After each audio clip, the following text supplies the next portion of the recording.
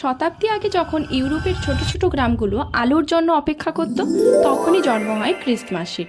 তুমি জানো, আজও আমরা ইংলিশে বলি মেরি ক্রিসমাস, কিন্তু অনেক দেশের মানুষ বলে হ্যাপি ক্রিসমাস। মেরি ক্রিসমাস শব্দটি প্রথম ব্যবহার হয় 16th সেঞ্চুরিতে ইংল্যান্ডে।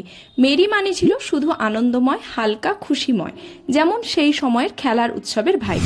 আর হ্যাপি ক্রিসমাস শব্দটি পপুলার হয় 19th সেঞ্চুরিতে, যখন কুইন ভিক্টোরিয়ার সময় ব্রিটিশ ট্র্যাডিশনে ফর্মাল গ্রিটিং হিসেবে প্রচলিত হলো। হ্যাপি মানে এক ধরনের শান্তি, সৌভাগ্য আর দীর্ঘমেয়াদী আনন্দ।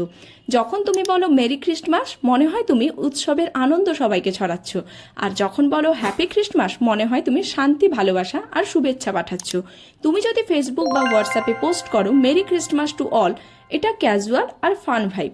আর যদি বলো হ্যাপি ক্রিসমাস টু এভরিওয়ান, সেটা কিন্তু ফর্মাল আর রেসপেক্টফুল ভাইব। ক্রিসমাস শুধু উপহার বা কেক নয়, এটা ইতিহাস, ট্র্যাডিশন আর মানুষের আনন্দের গল্প।